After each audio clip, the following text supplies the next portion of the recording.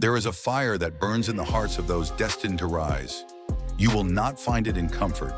You will not hear it in the chatter of the crowd. It does not scream. It does not beg. It waits, quietly, until one day it finds you, in your moment of doubt, in the silence of your struggle, in the hollow echo of a dream deferred. It calls to you, not with answers, but with a challenge.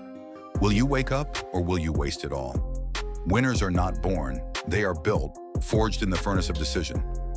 Every empire, every legacy, every name that etched itself into the stone of time began not with brilliance, but with a mindset, a decision that said, I will not be ordinary. Thomas Edison failed over 10,000 times before inventing the light bulb. Not because he was lucky, not because he had more resources, but because he had the audacity to believe in the unseen and the discipline to keep going when the world stopped believing in him. That's the mindset of a winner. Not someone who waits for the right moment, but someone who creates it. Not someone who avoids failure, but someone who commands it to teach. It starts with belief, not just in yourself, but in the power of thought. Napoleon Hill said, whatever the mind can conceive and believe, it can achieve. These are not words to admire. They are words to live by.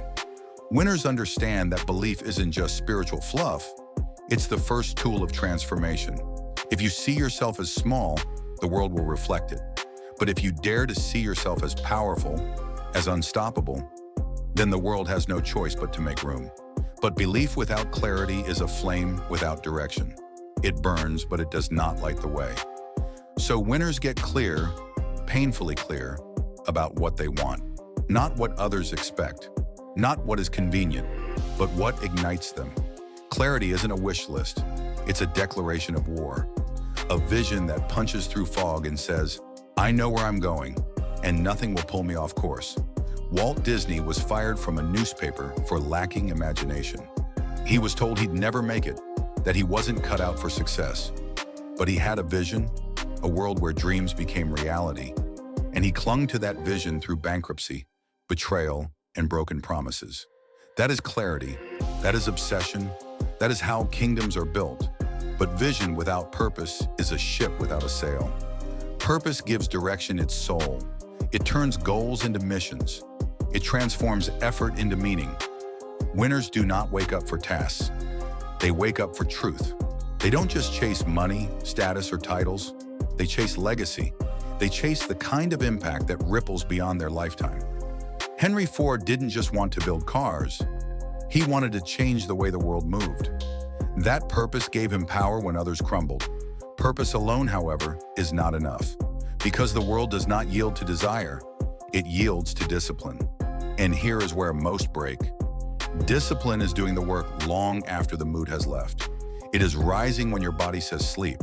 It is showing up when your friends quit. It is silence in the face of excuses and consistency in the face of chaos. Discipline is what separates the talkers from the titans. Abraham Lincoln lost 8 elections. 8.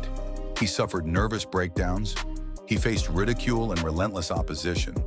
But he stood again and again because discipline kept him upright when the world tried to bury him. Discipline is not sexy. It is not loud. It does not post on social media. It simply delivers, day after day, year after year, until the world can no longer ignore it. But even discipline must bow to the power of action. Action is where dreams meet the dirt. It is where thought becomes real, where philosophy becomes legacy. Winners do not wait for certainty. They do not hesitate in the presence of risk. They act knowing that imperfect motion beats perfect paralysis. Look at Carnegie. Look at Rockefeller. They did not wait for guarantees. They moved. And movement creates momentum. One action leads to another.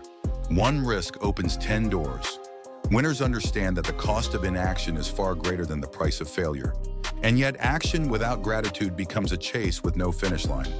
A hunger with no satisfaction. Gratitude anchors the soul. It reminds the winner why they started. It humbles them, grounds them, keeps them from losing themselves in pursuit of the next milestone.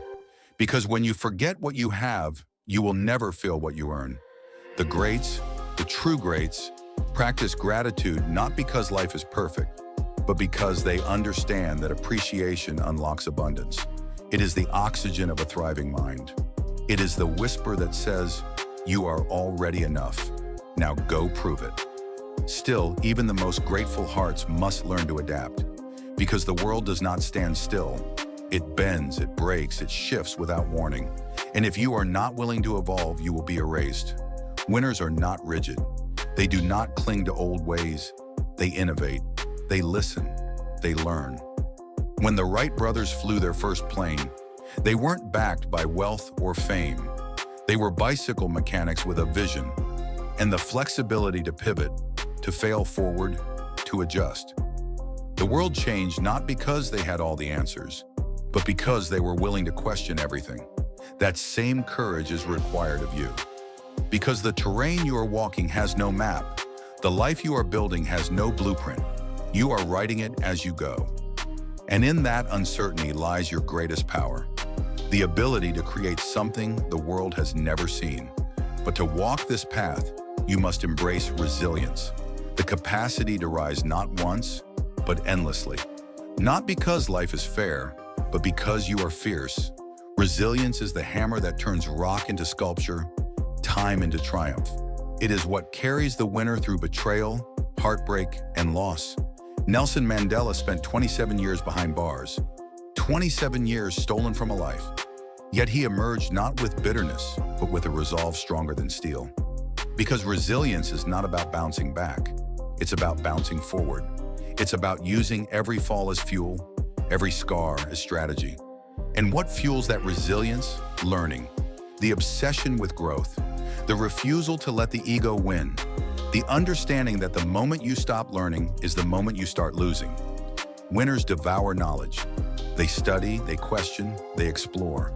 Because the more they know, the more they see. And the more they see, the more they become. They know that success is not a destination. It is a constant state of becoming.